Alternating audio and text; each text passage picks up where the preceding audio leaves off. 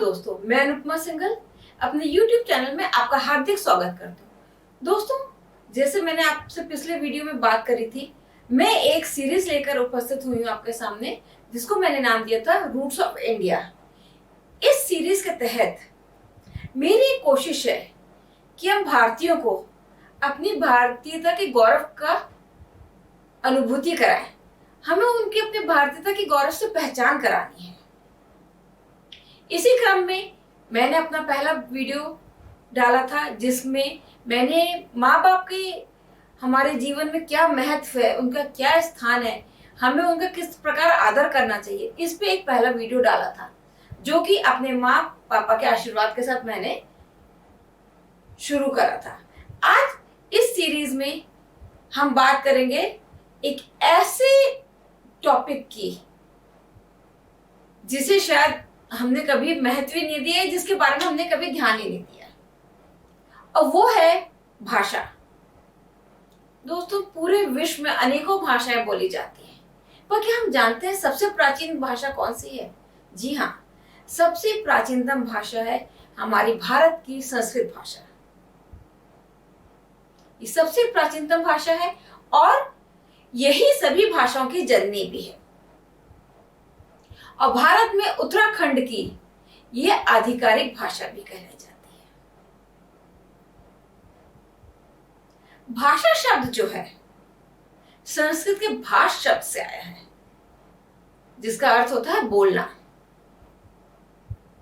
इसी क्रम में एक बात मैं आपको बताती हूँ। जब टॉकिंग कंप्यूटर्स की बात हो रही थी, जब उस पर चर्चा हो रही थी कि उसमें कौन सी भाषा इस्तेमाल करी जाए,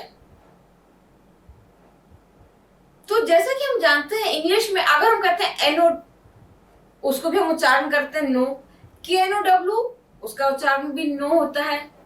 अगर हम बोलेंगे कि आई नो दिस, तो कॉमनली तो नो का स्पेलिंग एनो होती है, तो कंप्यूटर क्या लिखेगा? I know this. हम बोलना चाहते हैं KNOW, मैं ये जानता हूं, आई नो दिस, पर कंप्यूटर क्या लिखेगा? INO दिस, जिसका कोई भी अर्थ नहीं बना, वो सेंटेंस ही नहीं बना, एक वाक्य ही नहीं बना जिसका कोई मतलब हो। तो बहुत विचार विमर्श के बाद ये पाया गया कि संस्कृत ही सबसे उचित भाषा है कंप्यूटर के लिए।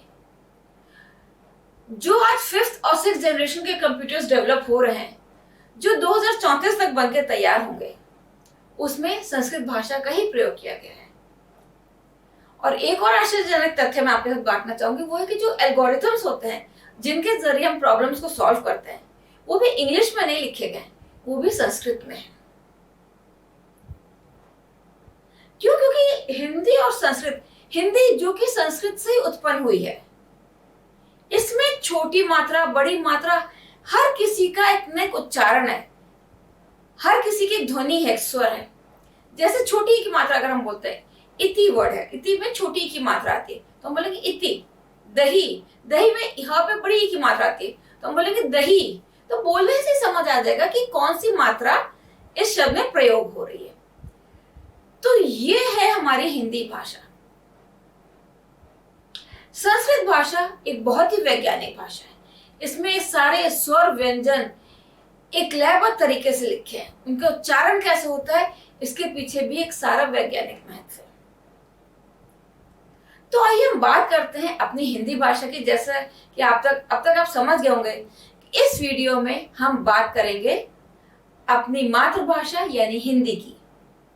हाँ दोस्तों, तो हमारी जो हिंदी भाषा है, ये हमारी संस्कृत भाषा से उत्पन्न हुई है और इसको वर्ण का नाम दिया है। और इस वर्ण का सबसे सार्थक इकाई जो है, जैसे इकाई यूनिट को कहते हैं, सार्थक इकाई है इसकी एक वाक्य यानी एक सेंटेंस। और इसकी सबसे छोटी इकाई क्या है? वो है ध्वनि। ध्वनि की हम बात करते हैं। ध्वनि जो है वर्ण का एक उच्चारित रूप है, यानी कि कथित रूप, बोलने वाला रूप है। वही वर्ण जो है वो इस ध्वनि का लिखित रूप है, यानी इस ध्वनि को हम लिखने में कैसे प्रयोग करते हैं। और इसी वर्ण की व्यवस्थित समूह को कहते हैं वर्णमाला। इन्हीं वर्णों के व्यवस्थित समूह को हम लोग कहते हैं वर्णमाला। जैसे कि स्क्रीन पे भी दिखाई दे रहा है, हमारी जो वर्णमाला है वो दो हिस्सों में बटी है। एक है स्वर, दूसरा है व्यंजन। हम अगर बात करते हैं तो अगर उच्चरित उसमें कथित रूप में बोले तो हमारे 45 वर्ण हैं, जिसमें से कि 10 स्वर और 35 व्यंजन। परंतु अगर हम लिखित रूप में देखते हैं तो हमारे 52 वर्ण हैं, जिसमें किसी की 13 स्वर होते हैं, 35 वर्ण होते हैं, और 35 व्यंजन होते हैं और 4 संयुक्त व्यंजन होते हैं। हम लिखित रूप की बात करें तो हमें स्क्रीन पर दिखाई दे रहा है, अ से लेके अ तक हमारे ये 13 स्वर हैं, और क से लेके व तक हमारे ये 35 व्यंजन हैं, और श स ह ये हमारे संयुक्त व्यंजन।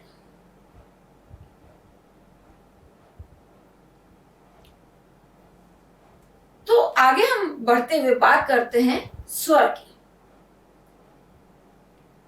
स्वर वो शब्द हैं जो कि हमारे कंठ से निकलते हैं, जो हम अकेले ही बोल पाते हैं, उनमें किसी और चीज की सहायता नहीं होती है, वो अकेले ही उनका उच्चारण होता है। अ, आ, ई, उ, ऊ, इस तरह से हम उनका उच्चारण करते हैं। अगर हम बात करते हैं व्यंजन की, व्यंजनों को हम बिना स्वर की सहायता के नहीं बोल सकते। एक और जहां हम स्वर बोलते समय हमारी सांस या हवा हमारे कंठ से जो निकलती है वो कहीं भी रुकती नहीं है, कंठ में कहीं भी अटकती नहीं है। वही व्यंजन जब हम बोलते हैं तो हमारी जो हवा होती है, श्वास होती है, वो हमारे पूरे मुंह के रास्ते में कहीं ना कहीं रुकती है या अवरोधित होती है, और कई बार जो हवा का रास्ता है वो इतना संक्रिय हो जाता है कि उससे एक ऊष्मा उत्पन्न होती है। इन्हीं उस पर जो हमारी ये वर्णमाला है, उसके व्यंजन है, उसको हमने 3 स्वरूप में बांटा है। पहला है स्पर्श व्यंजन। स्पर्श व्यंजन में आपके क से लेके म तक के यानी कि 25 व्यंजन जो हैं वो उसमें आते हैं, जिसको कि 5 वर्गों में बांटा गया है। अब प्रत्येक वर्ग को जाना जाता है उस वर्ग के पहले वर्ण से। जैसे कि क ख ग घ घ, ये हो गया क वर्ग। च छ ज झ य, ये हो गया च वर्ग। त थ द ट ठ ड ढ ण, ये हो गया ट वर्ग। फिर त थ द ध न, ये हो गया त वर्ग। प फ ब भ म, ये हो गया आपका प वर्ग।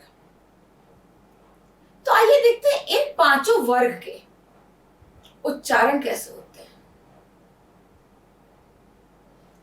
हम अगर थोड़ा सा बात करें तो हमारे सबसे पहला आता है कंठ यानी हमारा गला, उसके बाद आते हैं हमारे तालु यानी जीभ, उसके बाद आता है जो हमारा ये दांत के ऊपर का हिस्सा होता है मसूड़े, इसके अंदर एक हिस्सा होता है उसे हम कहते हैं मूर्धन्य।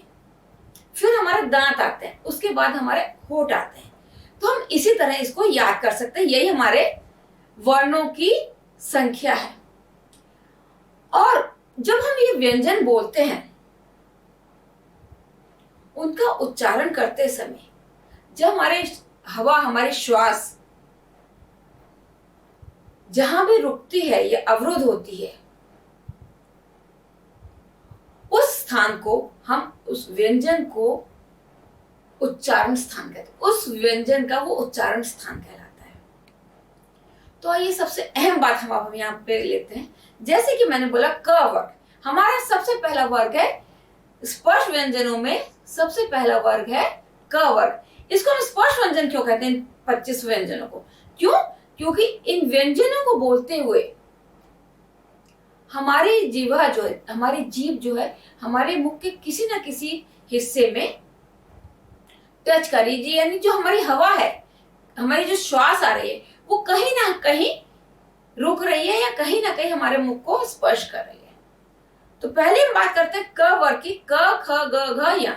ये हमारे कंठव्य हैं, यानी जो कि हमारे, इनकी आवाज हमारे कहां से आती है? कंठ से। इनको हम कहते हैं कंठव्य। ये 5 वो व्यंजन क्या कहलाते हैं? कंठव्य। बोल के देखते हैं हम लोग। क, ख, ग, घ, ण। हमारी आवाज कहां से? यहां से। उसके बाद आता है हमारा अगला च, छ, ज, झ, य। ये हमारे होते हैं तालव्य। मतलब इनकी आवाज कहां से आ रही? तो हमारे तालू से, ये हमारी जीवा से, तालू से। इनको हम जब बोलते हैं तो हमारी जो जीवा है वो नीचे छूती है। च, छ, ज, झ, य। हमारा तीसरा वर्ग कौन सा है? ट, ठ, ड, ढ, ण। हमारा जो मसूड़े का हिस्सा होता है, एक बाहरी हिस्सा होता है, एक दांत के अंदर का हिस्सा होता है। जब हम एक तीसरा वर्ण बोलते हैं, तीसरा वर्ग जो है ट वर्ग, इसको जब हम बोलते हैं तो हमारी जीवा हमारे उस मसूड़ों के अंदरूनी हिस्से को छूती है, जिसको हम कहते हैं मूर्धन्य। अब कोशिश करके बोल के देखिए। ट, ठ, ड, ढ, ण। यानी हमारी जो जीवा है, जीभ है, वो हमारे मसूड़ों के अंदरूनी हिस्से को, जो हमारे दांतों के पीछे का हिस्सा है, उसको छूती हुई महसूस होती है। अब हमारे आते हैं दांत। अगला वर्ग हमारा क्या है? त, थ, द, ध, न। अब जब इनका उच्चारण हम लोग करते हैं तो ध्यान दीजिएगा, कोशिश करिए। देखिए, आप बहुत ध्यान से अगर इसमें थोड़ा सा कंसंट्रेशन करेंगे, थोड़ा सा ध्यान देंगे, तो देखिएगा कैसे हर वर्ण अपनी जगह व्यवस्थित करा गया है। पहला आया क वर्ग, जो हमारे कंठ से उत्पन्न होता है। दूसरा है तालु, च वर्ग, जो हमारे तालु से निकलता है। तीसरा है मूर्धन्य, जो हमारे दांतों का ऊपर का हिस्सा है, मसूड़ों का अंदरूनी हिस्सा है। चौथा है दंतव्य, जिन व्यंजनों को बोलने में हमारी जीभ हमारे दांतों को छू रही है। त, थ, द, ध, न। और अंतिम वर्ग हमारे स्पर्श व्यंजनों में वो है प वर्ग। प, फ, ब, भ, म। जैसे कि शायद मेरे उच्चारण से भी आपको दिखाई दे रहा होगा, औष्ठव इनको कहते हैं। औष्ठव मीन्स होठ। इन 5 व्यंजनों को बोलने में हमारे होठ आपस में मिल रहे हैं, तो इन्हें कहते हैं औष्ठव व्यंजन। तो ये हमारे 25 व्यंजन थे जो कि स्पर्श व्यंजन में आते हैं। उसके बाद ये तो हमारा पहला बाइफर्केशन था, ये पहला व्यंजन का विभाजन था। दूसरा अंतःस्थत वर्जन, जिनका उच्चारण स्वर और व्यंजन के बीच का होता है। जैसे कि ये कौन से हैं? य, र, ल, व। इसमें हमारी जीवा कहीं भी नहीं टच कर रही है। य, र, ल, व। ये स्वर और व्यंजन के मध्य के उच्चारण इसमें आता है। और आखिर में आता है ऊष्मा व्यंजन। जी हाँ, जब हमारे बोलते समय जो हमारी श्वास है, मैंने आपको पहले बताया कि वो रास्ते में कई जगह रुकती है और कई जगह उसका मार्ग काफी अवरोधित हो जाता है, जिससे ऊष्मा, एक गर्माहट पैदा होती है। वो कौन से है? श, स, श, श, श, स, ह। तो ये ऊष्मा व्यंजन है। तो है ना दोस्तों, पूरा वैज्ञानिक तंत्र इसके पीछे, हमारी भाषा के पीछे।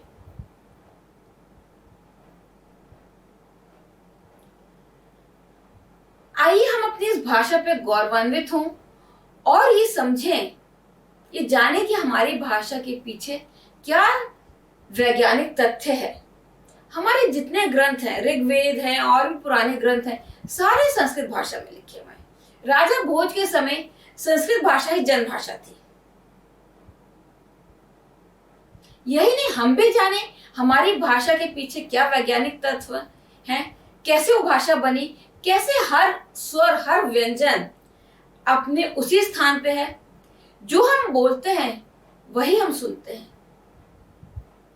वही हम लिखते हैं। कहीं कोई साइलेंट वर्ड नहीं, कहीं कोई हिडन वर्ड नहीं है। छोटी मात्रा है तो उसका उच्चारण उसी हिसाब से होता है, बड़ी मात्रा लगी है उसका उच्चारण उसी हिसाब से, चाहे ऊ की मात्रा हो, बड़े ऊ की मात्रा हो, छोटे ऊ हो, बड़ा ऊ, ई हो। तो ये है। तो आइए हम अपने इस भाषा के पीछे के वैज्ञानिक तत्वों को जानें, उसके कैसे वो अवतरित हुई भाषा, हम जाने समझे और अपने सारे भारतीय भाइयों को और विश्व को समझाएं कि हमारी भाषा कितनी महान भाषा है और इस पर हम गर्व कर सकते हैं। हमें कहीं से भी नहीं सोचना कि हम हिंदी भाषी हैं तो हम कहीं से भी कमतर हैं। हमारी भाषा में जो वैज्ञानिक तत्व है वो कहीं और नहीं है। तो अपनी भाषा पे गर्व करिए, अपनी भारतीयता पे गर्व करिए और दुनिया को बताइए कि हम किस महान देश से हैं। तो जय हिंद दोस्तों, बहुत बहुत धन्यवाद।